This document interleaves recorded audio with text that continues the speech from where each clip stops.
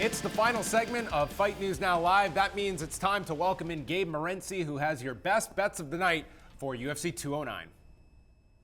Thanks, guys. To quote the old school, legendary, iconic speed and thrash metal band Exodus, somebody's going to learn their lesson in violence tonight. What an awesome freaking card, man. Not only is this an awesome card, but I think it's a great card for betting purposes as well. Let's keep our hot streak going in 2017. We're 18-6 with a long list of underdogs scattered across the boneyard. So let's keep it rolling with the main event and another underdog, all right?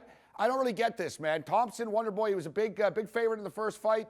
And he's a smaller favorite this time, but I thought Woodley was a better fighter first time around. I think Woodley's going to learn to take Thompson down, not get into the extreme stand-up war. Listen, the fight is kind of a toss-up. I mean, it was a draw last time, although I thought Woodley was a little better.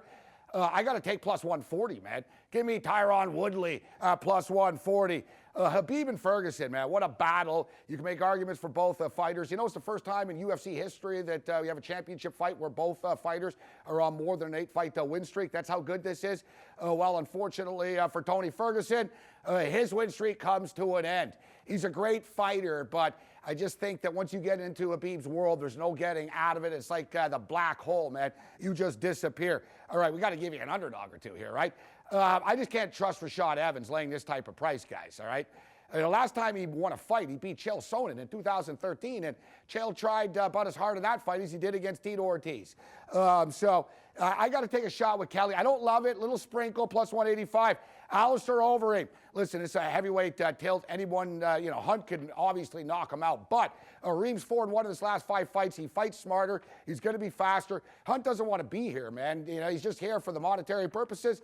I think Overeem gets it done. And in conclusion, let's go with another heavyweight, an underdog here in Spitz. I like Spitz's wrestling game here. Big 6'7" kid. He's going to be able to take Godbeer down, and Godbeer's got the coolest name in MMA, but he's going to need God and a lot of beers after this fight. Give me Spitz. May the winners be yours, guys.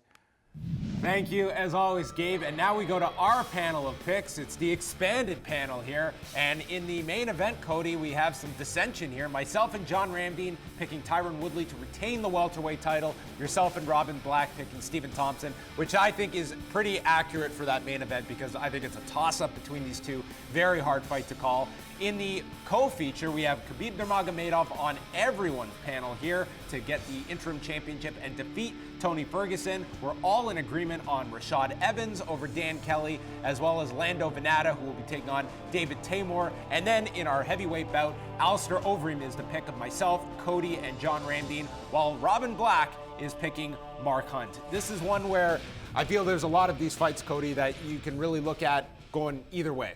This whole card, if you even listen to what Gabe says, navigate the minefield. That's exactly what this is. So many tough, competitive, well-matched fights that anything could really happen. But also when you look at that main card especially, we always talk about, well, what might be fight of the night?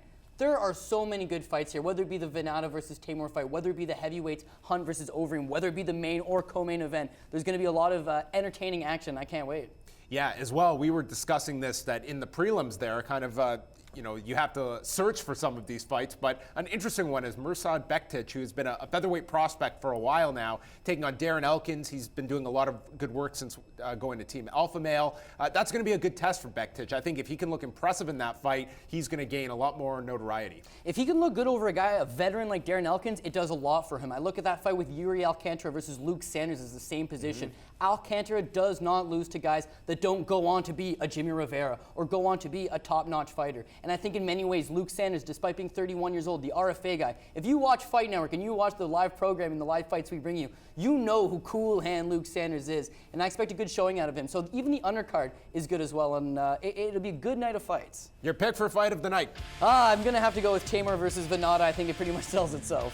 Yeah, that could be an excellent fight, a great lineup on the pay-per-view portion. I want to thank John Ramdeen and Robin Black, all of their great work in Las Vegas, as well as Gabe Morency and Cody Saftik. We are back Saturday at noon for a live edition of Fight News Now Live with final news and notes and interviews from Las Vegas. That is all for us, and enjoy UFC 209 on Saturday night.